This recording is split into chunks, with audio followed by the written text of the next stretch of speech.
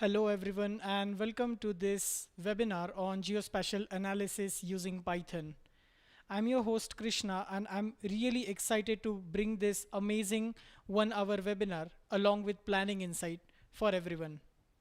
In this webinar, we are going to talk about what exactly is Python and then how you as a GIS developer can understand Python and then make most out of it. Since since we don't come from programming background, it's a hurdle to get started with programming. I know how difficult it is to understand the core language or core logic behind programming before actually jumping into the code. If you belong from a background which is non computer science related, for example, I personally belong from civil engineering background. So if you belong from something like civil or even geography, programming was not part of your college education.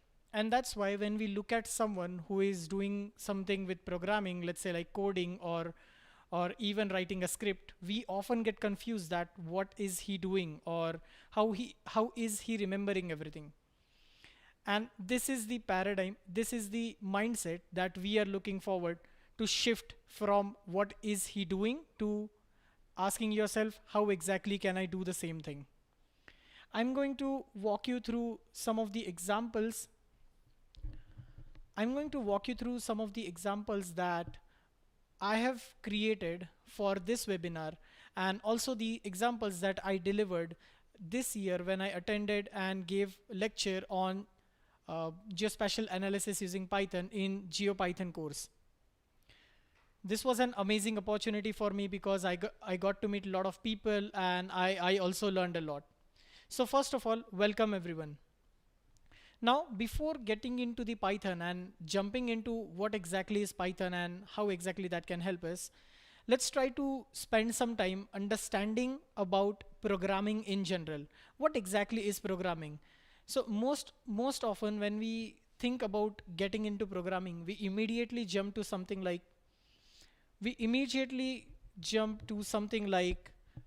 Python or JavaScript or something like that, which creates an issue because I think the sound is too low. Let me try to set that. Let me know if this sound is fine so that we can move ahead in the comment box. So as I was saying, when we think about programming or when we decide to start programming, we immediately want to jump to YouTube or Google and then start learning programming. But the problem in that scenario is that what happens is that we basically try to understand from videos and then we sort of like start doing stuff side by side. But then the basic concepts are still not clear, which is what we want to discuss in this phase. Before jumping into code, we want to understand why we are writing the code the way we have decided to write it down. So first of all, whenever I try to tackle any problem in programming, I basically write it down on pen and paper, and then I first try to understand the logic. I first try to build the logic, and then I basically shifted from paper to the actual programming language. So the point that I want to raise here is that the, whenever you decide that okay, you want to start development, you first have to figure out that development is not about just typing code on computer and then get over with it. You basically have to figure out the logic of solving a problem, and then you basically have to write a code that will transfer your logic from your head to the computer. Now let's talk a little bit about Python. Why suddenly we want to learn Python? If you have did any sort of research on Python, or if you have heard about this programming language, I'm pretty sure that you are already impressed with the capabilities that Python brings for us. Python has been a key programming language for past couple of years, and of course it's one of the most used and most trending language for past couple of years. Once you learn Python, you can do a lot of things in back-end development, in front-end development. All in all, you can work as a data scientist as well. So even if you want to shift from, let's say, any job to machine learning or artificial intelligence, or even as a data scientist, Python is the key for that. Of course, there are other languages available, for example, R, But then again, I personally have used Python for lot many years now, and I am pretty sure that Python has great packages and great community available, that it's not going to be dead in couple of years. So before moving ahead into what exactly is Python, I'm going to take some time to show you the notebooks that I have prepared for my GeoPython conference this year. So let me just close this and go to my browser. So if anyone is interested, they can go to the GitHub, search my name, and then find GeoPython 2021 Geospatial Analysis 101 as a GitHub repository.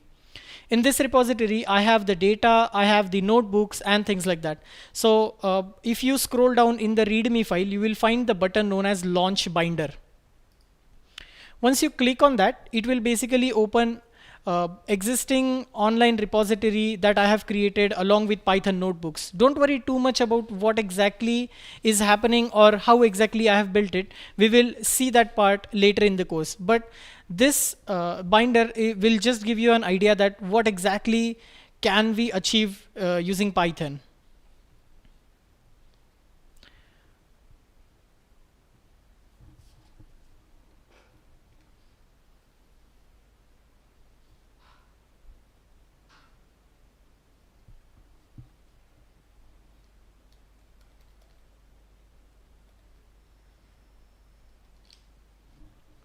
Awesome. So if you open the binder, you can go inside notebooks and you will find a couple of notebooks that I have already created.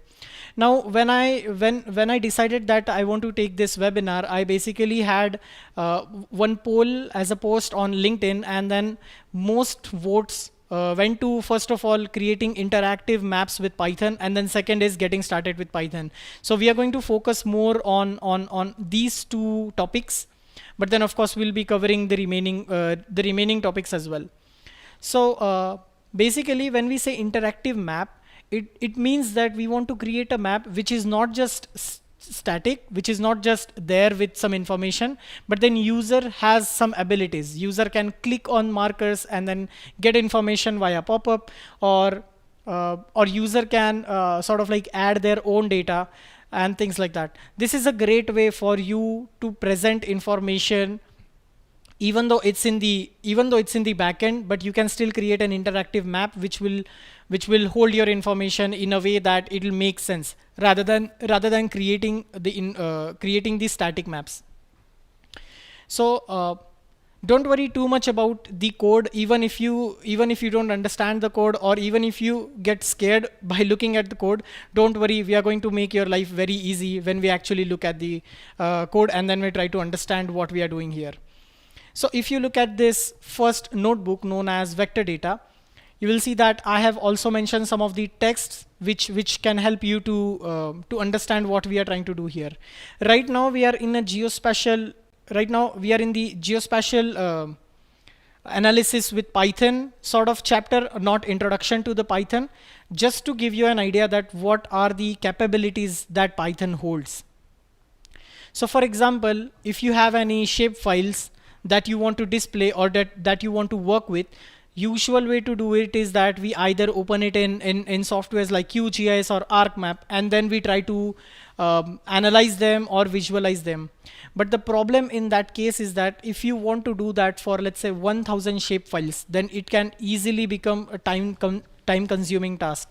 If you want to take a shape file and then return some data from it, and then if you want to do this for 1000 shape files, of course automation will be the way to do it quicker, because you might want to do that every single day, and that is where Python jumps in.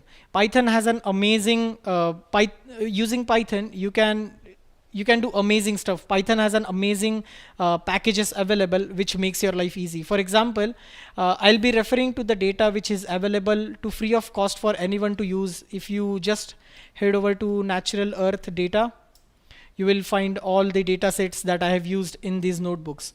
Or even if you go to the notebooks, and if you look for the data, you will find all those data sets available which I have used in the notebook. So as I was saying, basically I will be using Python to load the shape file, and then this shape file will hold information about all the features that are there in my shapefile.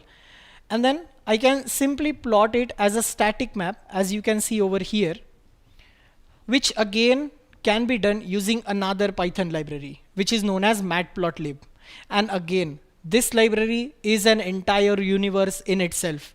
We can do lot many things inside this matplotlib library, which can help us to put the map from this tabular format to this graphical format. We can also load GeoJSONs.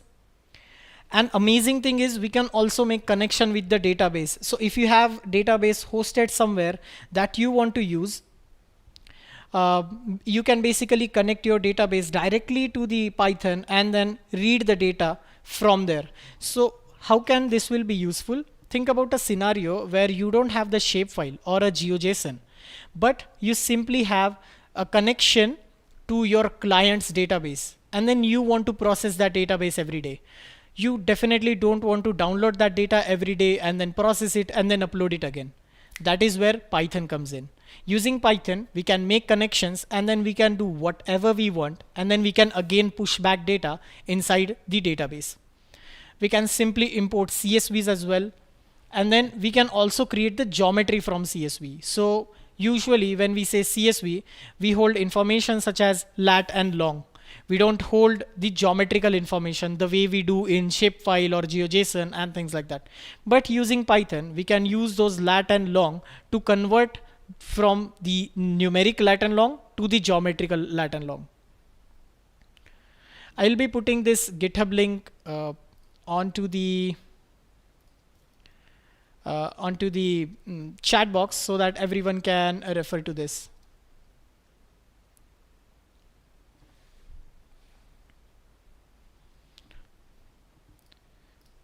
Now let's just have a look at what else can we do. We can also create geometry on the fly. If you don't want to use any existing data, if you want to create your own data, you can basically do that too using Python. And then here comes the meat. We don't just load the data, we also change the data. For example, if I want to switch from one coordinate system to another coordinate system, it is just one line away. Think about it. If I want to do it, normally I will have to open QGIS, load my data inside it, and then convert it into another coordinate system, and then save that layer again. So you can see all these things can be done with simply one line of code. So this is the beauty of Python.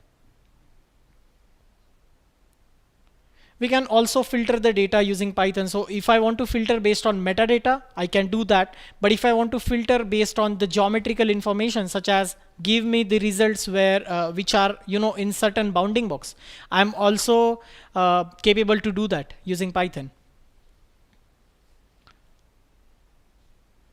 So this was a basic introduction to the vector data. I can simply now go to another notebook. Let's say vector data operation, and then we can go to the interactive map laterwards. So what do we mean by vector data operation? Usually when we are dealing with vector data, we want to work with multiple files so that we can take the data from one file and then analyze it or use it for some sort of analysis with another file. So using Python, we can also do that. We can load multiple files. So I'm guessing in this example, what I did is I basically took different files and then I basically overlaid one file on top of another. So to find out the rural area. So what I had is information about cities as a point data. So if you look at the data set, we had cities as a point data, we had rivers, and then we had countries.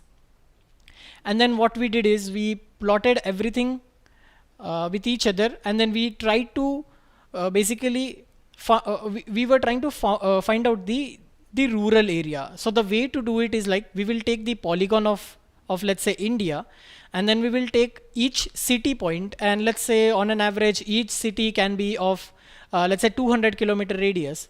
So we can put buffer of 200 kilometers worth of radius at each point, and then we can basically make the difference between the India polygon and then all those buffers, which will leave us the data which is we can say as a rural. So this is how we can deal with vector data in GeoPandas, and then we can do a lot of this analysis. The base library which helps us to which helps GeoPanda and of course helps us to deal with geometrical information is Shapely.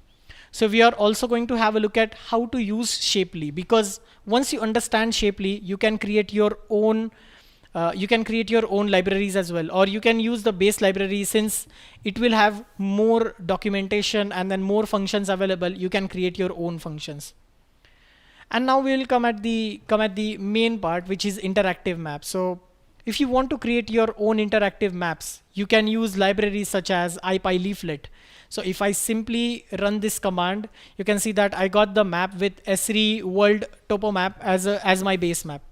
And if you want to understand more about it, you can go to the IPyLeaflet documentation and understand what are different base maps available, or even if you want to load your own data, you can do that.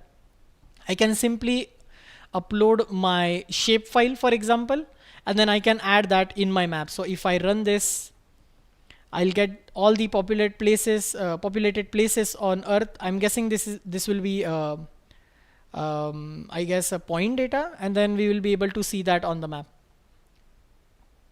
So you can see that we got all these points with the color that we have mentioned here in these tiles. And then the most important thing is we can also play with that data. So this gives user an ability to create interactive maps for their use case. We don't necessarily have to save the data and then create the interactive map in the JavaScript. We can also do that over here. We can also load the WMS layer. This is the beauty again. We can create you can create your own GeoServer, or we can also use the GeoServers from our client, and then we can show that data on the map as well. And the great thing is we can also create pop-ups. So if I want to create pop-up for all the places in India, I can basically use this function where what I'm doing, I can give you a brief idea about it, is like I'm loading all the cities, then I'm loading all the countries, since this is the shapefile I have. Okay, so the shapefile I have contains the country polygon, but for entire world. Again, the shapefile I have for the places, it has point data, but for the entire world. We basically want to deal with just India, right? So what I did is I basically got the polygon of India, and then I did I did a spatial filtering here known as within. So fetch me all these cities which are within Indian polygon, which basically got me the cities. So even my populated places doesn't have any sort of metadata that which country do they belong to. We were still able to fetch the data. Based on the spatial query. And that is how I basically built the pop-up, the map with the pop-up. If I run this, we can find I had some print commands here, so you might see the results coming up. So it might becoming you might feel that, okay, this is too hard. I mean, like, how do I remember all these things? Like, how do I remember which command to use where?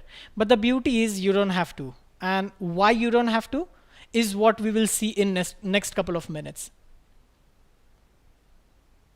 So if I scroll down, you can see that I have the India with all the populated places, and then if I click anywhere, I will get the pop-up. So you can see how easy it is. You don't have to create any sort of JavaScript. You don't have to do any sort of JavaScript work. You don't have to create any HTMLs using OpenLayers or Leaflet to show your data. You can directly do that using Notebook, and then you can host the notebook like I have did, and then you can show this to your client. There are many things that we can do.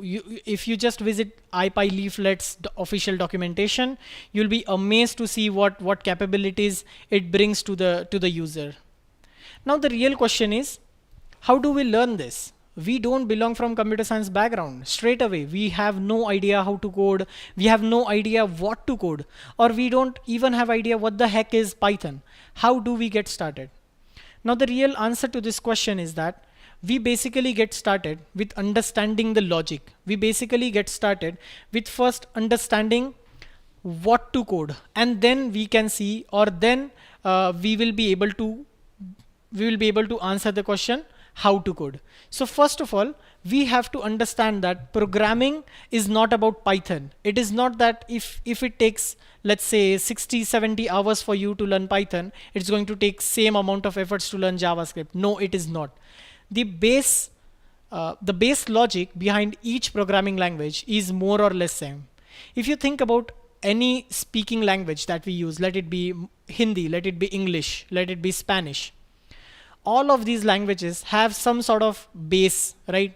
Each will have nouns and then pronouns uh, and then verbs and then tense and things like that. So once you understand what is the base, once you understand what is tense, then it doesn't matter if you want to learn Hindi or English. Once you know what is tense, it is just a matter of different words that we use in Hindi and then different words that we use in English.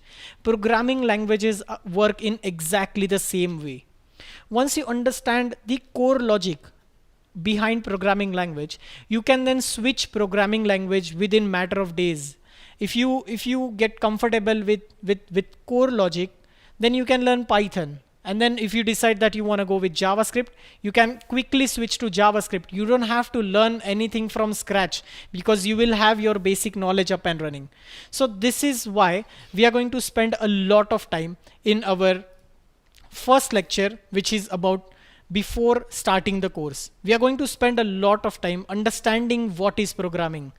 This is where we'll be looking from an angle of a non-computer science background, because the most important thing that we want to do here is that we want to break that mental barrier that since I don't belong from computer science background, I cannot code. We want to break that mental barrier over here.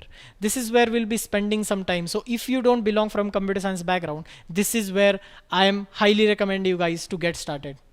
Next is we are going to tell you what softwares do you need to install. Now this is not compulsion, but then making your computer sort of like a programmable friendly is definitely going to help you to speed up in your career as a computer scientist, as a computer science person.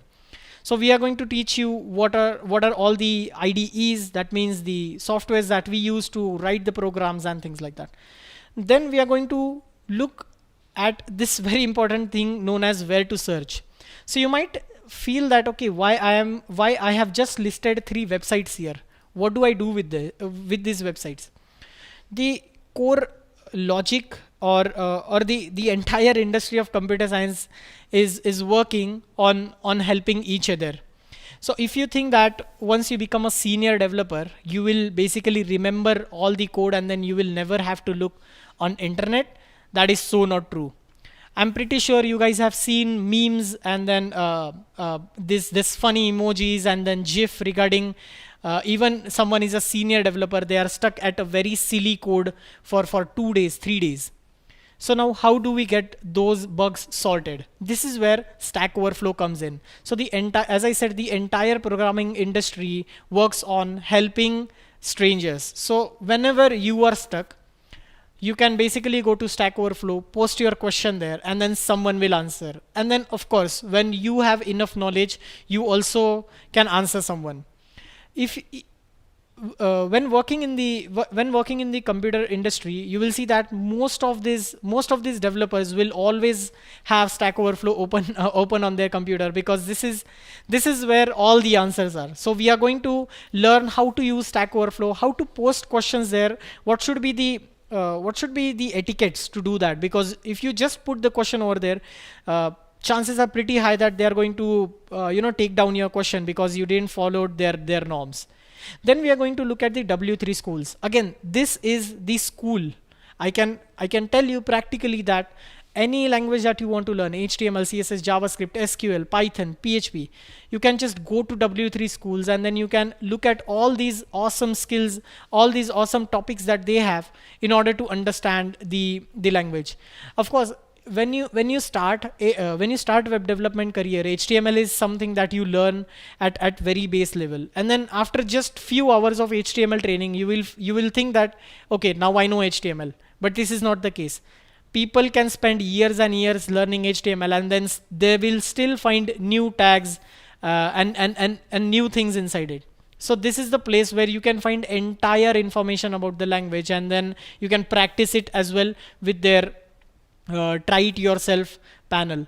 So this basically helps you to practice your code without even have to download anything. And then finally we go to the HackerRank. This is again an awesome website where you can practice your skills. So W3 schools for learning and then HackerRank for practicing. This is where you have to create your account when you start your journey as a developer. Why? Because if you talk with any, let's say, company, if you tell them that okay, you are a developer and then you are very good with Python, blah blah blah, they're going to ask you for your proof, like how do we know that whatever you're saying is true or not. But then when you tell them your hacker rank core, when you tell them your hacker rank or your I don't know, I think they have sort of like marks or something like that.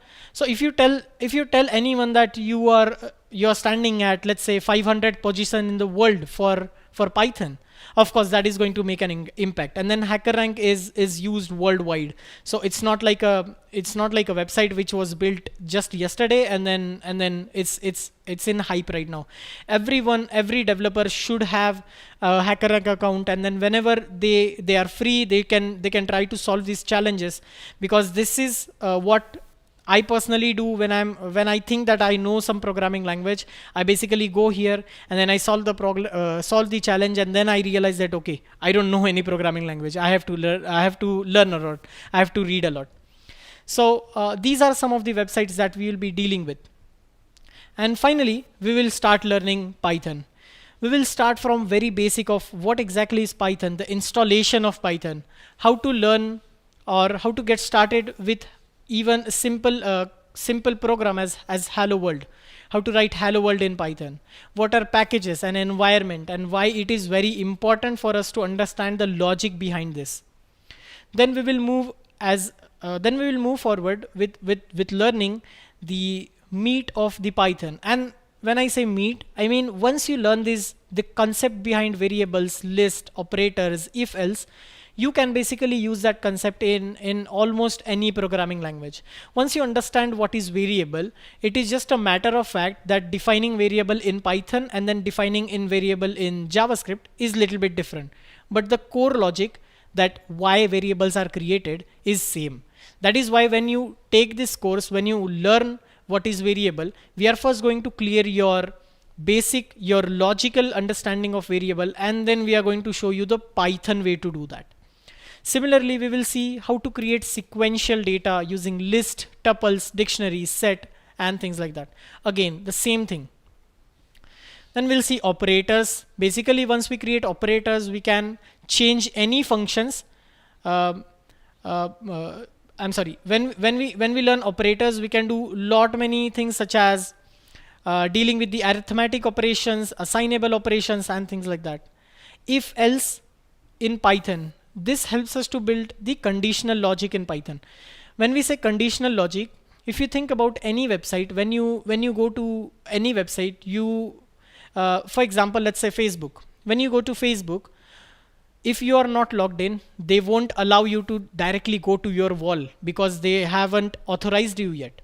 So what happens under the hood in a very brief is that when you go to your page, basically what Facebook does is that it tries to first find out that whether this guy is authorized or not. So if authorized, then they will direct you to your home page. If not authorized, that means else, they will direct you to the login page. So this is how the conditions are built and then used to execute different types of functions in different types of scenarios. Then we'll see what are loops. When we say loops, it means that to repeat some sort of action, but for each one of the values in a list. So when we say, for example, whenever we will be dealing with the data, let's say like a shapefile, of course the shapefile is going to have lot many features. So for example, if we take this shapefile, it has 120 columns and then 212 rows, so it has 212 features. So if I want to execute some sort of function on it, like for example, add the scale rank by 1, so each feature we have to add the scale rank by 1. So the way to do that is to write a loop logic which will basically treat each feature as a separate feature, and then it will execute the function on them. So that is how loop works. Then finally we'll come at the functions. Functions are great way to execute some code or to execute some piece of logic based on the command given. So usually when we say Python, when we execute the Python code, we basically start from line number 1 and then we keep on executing code until we hit the last line. But then we want some code to be executed only when a user asks it to get executed. For example, all these buttons that we see here, all these buttons have some sort of code attached to them, some sort of function attached to them, and then that function will only get executed when you click on that button. Then we are going to see classes and objects. So this is going to be a very interesting topic, because this is where your core logic of object oriented programming will get cleared. Don't worry too much about what exactly is object oriented programming and then how do you learn it. It's very simple thing, but then it is written in a such a way, I mean, the names are so huge that usually people get scared when they hear object oriented programming, encapsulation and things like that. We are going to make your life very easy by taking a real life example of understanding what are classes and then what are objects and things like that. Next we are going to see decorators. So when I said decorator, Python allows us to make change in any function without even touching that function. That's very important to understand the logic. In Python, we can make changes in any function, or we can execute another function on top of another function. Using decorators, we can execute our own code on, let's say, a function that we have borrowed from some another library or package. Then we'll see modules. So when we will be building a larger projects, of course we don't want to put the entire code in just one Python file. We want to distribute the code into different Python files and then use those Python files with each other. Modules helps us to do that. Finally, we have error and error handling. Of course, whenever a user does anything stupid, or like if you ask them to not click somewhere but then they still clicks, then you want to show some sort of error to the user, but then you don't want to break your code. You gently want to tell them that this is wrong and the way to do this is by doing something else. So we handle that by using try and except in Python. Again, the core logic behind all these things that we'll be learning can be later applied to any programming language, let it be PHP, JavaScript, Ruby, anywhere. Then we'll be going into advanced Python. So the reason why Python is so famous and used by so many developers or data scientist people is because Python has an amazing set of packages available. So packages are basically, you can say, as a Python code that is built by someone who is then allowing you to use their packages. So for example, NumPy is an amazing tool, amazing package available, which serve as a base library for a lot of these applications which are out there. And then if you are thinking to get into the data science world, I'm 110% sure that you are going to come across NumPy, and then learning NumPy will be your task one. We'll be covering basics of NumPy, we'll be covering basics of pandas, and then basis of matplotlib as well.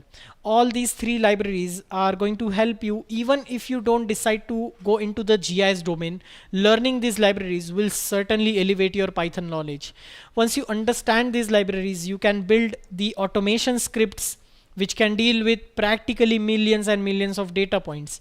It doesn't matter even if you are even if you use them in a non-GIS domain. Then if you are beginner, or if you don't belong from GIS domain as well, we'll be giving a very brief introduction on the GIS module. We'll understand some basic theory about GIS, its history, its application, and then what are all data formats that we usually deal with when we work in a GIS domain. Then we'll see some of the basic vector analysis concepts. So what exactly is buffer, what exactly is point in polygon, and all these kinds of things. Then we'll see how to treat the raster data. How can we manipulate the data, or how can we convert it from one format to another? If I want to convert it right now, I either have to use QGIS where I will load the data and then I will export it as a different format, or I can use the GDAL as a command line. But then using Python, our life is very easy. We can do this by just entering one line of code and then getting the job done. And then the last but not least is that we will also have introduction to spatial databases. Databases are one of the most important thing that we need to take care whenever we are dealing with the GIS data, because at the end of the day, GIS data is nothing but a normal data which is clubbed with the geometry. So we have to be very sure that whatever database that we choose for any application, the database should be smart enough to figure out that these are not just numbers, these are the geometrical data. Thus, then the database can treat that geometrical data in a way it is supposed to treat. For example, we will be dealing with Postgres. Postgres is world's most advanced open source RDBMS, that is a relational database available. We'll be dealing with Postgres and PostGIS, which is its extension which works with this spatial data. PostGIS helps us to write spatial queries such as finding the points within polygon or checking whether two geometries are overlapping to each other and all these kinds of things. All these things can be done with one or two lines of code using PostGIS. We will see the basics of Postgres and PostGIS in the introduction to the GIS, and then we will move to the advanced topics such as vector data analysis. As I presented in the interactive notebooks, we'll be going through all of these libraries: GeoPandas, Folium, Shapely. All these libraries will help you to grow as a GIS developer in a backend domain or using Python. We'll be seeing how to initiate the vector data, how to create your own data, how to correct the data if you receive any shapefile from where you want to remove all the entries, for example where certain value is equal to 0, or maybe find out all the features where the geometry is null. All these kinds of things can be done using Python with simple commands. We will see how to do that.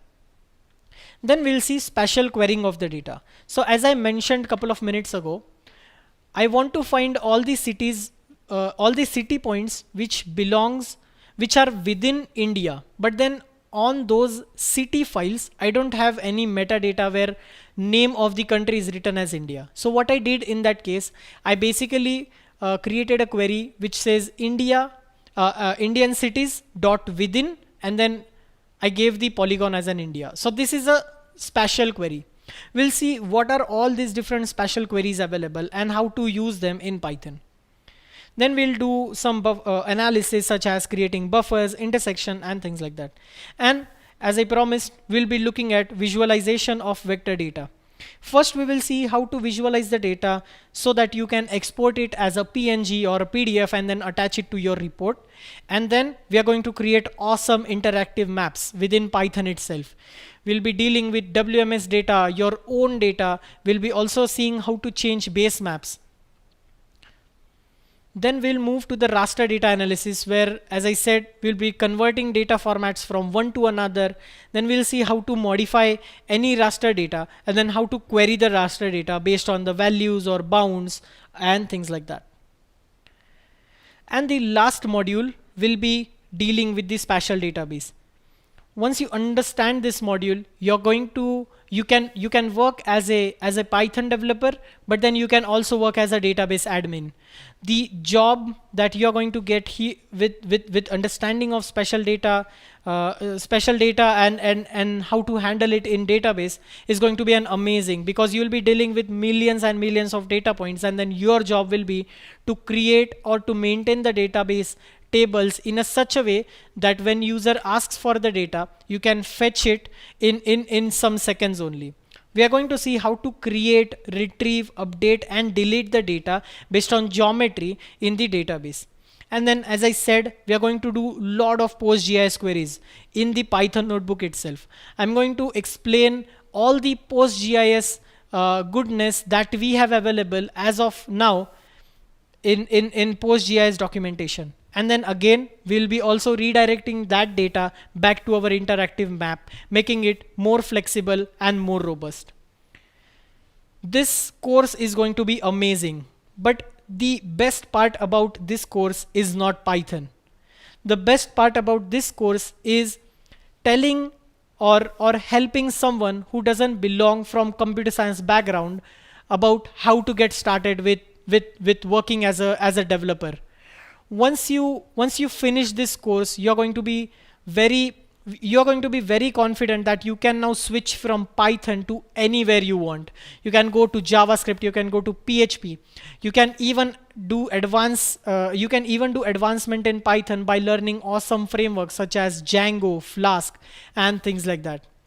The main course of this the main goal of this course is not to learn Python, but to make you think as a but to start but to help you start thinking as a developer. Once you understand how developers think, and then how do they code, you can then switch to any language that you want. The job that we want to do here is that just help you to elevate from a non-computer science background person to someone who is a self-taught developer. I'm really excited to get started on this course with you guys. If you have any query, you can reach out to me on my LinkedIn or even on my email. And I'm really happy that Planning Insight is helping me to make this course live very soon. We are going to start the live batches for this course. I'm going to personally give training to each and every student. For more information, you can visit the links given in the description, or even the links that you can see on your screen right now. If you have any doubts, you can post it in the chat box. I'll try to answer them, and meanwhile I'll try to answer the doubts which are available. So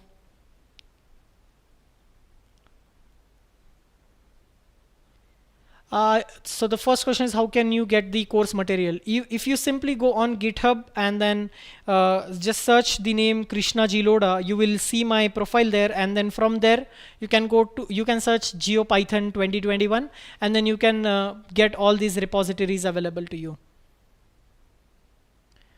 What is the difference between ArcPy and GeoPanda programming?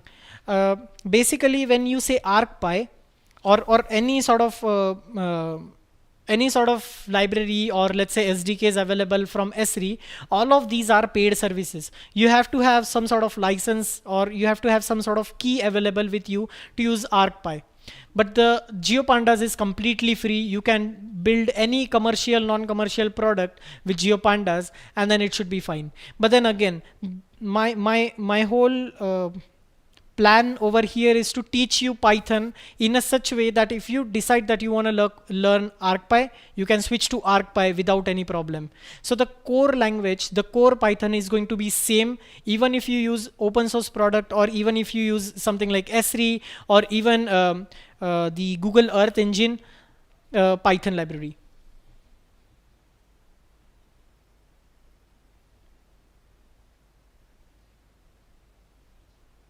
How can we find the EPSG key for a particular CRS? I think there is something known as PyProj, which is available. It is again a Python module that can help you to do this. What is GeoPanda? So GeoPandas, as I said, is a Python library that we can basically install, and then we can use all these GeoPandas documentation. So whenever we will use any libraries, we'll be doing a lot many searches on their documentation page. So again, the way that I like to tell anyone whenever I'm teaching is that I will never give you the answers. I will just give you the direction, that if you are stuck somewhere, if you want to know how to perform a within query in GeoPandas, I will tell you to go to GeoPandas website, go to their documentation, and then search for within. And then even if that's not enough, go to Stack Overflow. You will 110% find a question posted by someone that how to perform within using GeoPandas. So as I said, the goal for this course is to not teach you just Python, but to make you a developer who can do all of these things on their own without even needing any help. Because most of the time I see that the newcomers or the junior developers try to remember the programs. They try to memorize all the programs so that they can write it afterwards. That is not how programming industry work. Uh, you have to be very smart in terms of just searching. I'm pretty sure everyone has heard of the recent meme about putting googling as your skill on the resume, but that is true. You have to be very smart with the searches.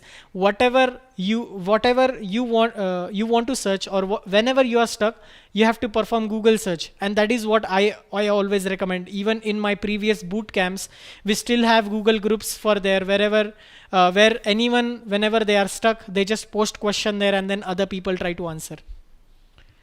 uh, can I invoke the Google Earth Engine repository database in Python using Folium or IPy leaflet? To be honest, I haven't worked a lot with Google Earth Engine, so I don't think I'll be able to answer your question. I'm really sorry. What is the course fee? What is the cost? You can reach out to Planning Insight for all these admin related questions. I think they will be better able to answer you. Is it necessary to learn basic Python before ArcPy? Yeah, it is 110% necessary, because ArcPy, in its name only they have written pi. That means ArcPy is written over Python. So as I said, GeoPandas is a library. Once you learn Python, you can then use any package. So ArcPy or GeoPandas are just Python packages that are built on top of Python. So of course, all the code that, or all the functions that ArcPy has written are written in Python itself. So you will have to learn Python to learn ArcPy.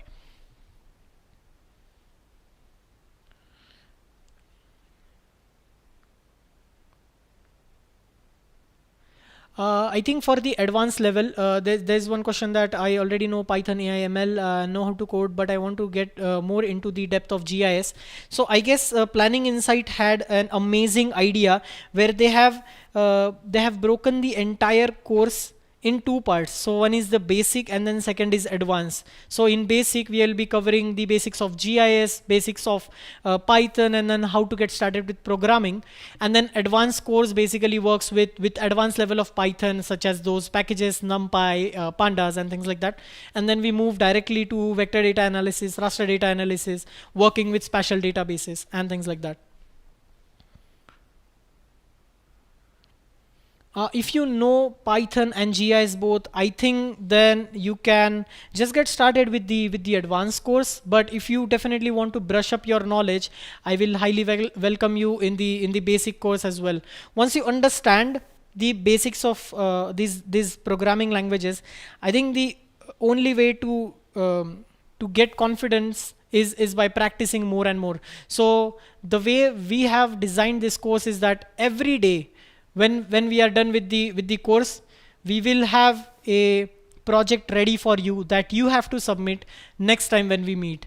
And then I'm not the one who is going to judge your code, but then you'll be doing that in between. So your code might, someone else might review your code, and then you will be reviewing someone else's code, so that you can learn that what mistakes others are making, and then you can learn from that. And also you can learn how good other people are writing the code. So that is how I have been taking boot camps for past years, and then it's been an amazing success, because then you get to interact with people.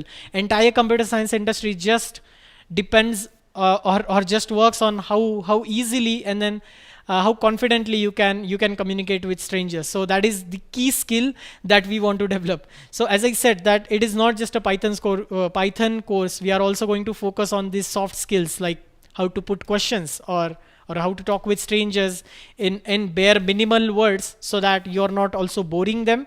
And also whatever you are stuck at, they will also know that how they can help you. The courses are to be conducted in two parts. Again, for more information about courses, please reach out to Planning Insights. Yeah, if you don't know the basics of coding, I will highly recommend you to get started with the basics because yeah, as I'm repeating, I'm really sorry, but then we are not here just to teach you Python. We are here to teach you programming, and then you can apply it anywhere you want.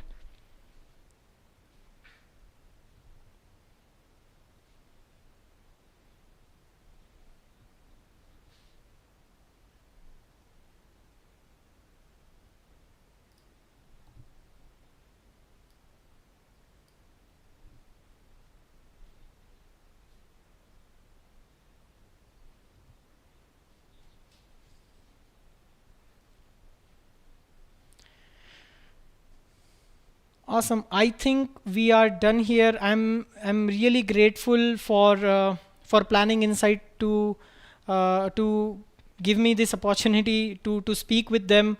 And then I really thank everyone for attending this webinar as well. I had a really great time. I hope you guys also enjoyed it. Uh, Reach out to all the social media handles given for Planning Insight. If you want to reach out to me, whatever social media you use, just type Krishna G Lodha, and then you will find me there. You can mostly find me on most of the time I'm active on LinkedIn.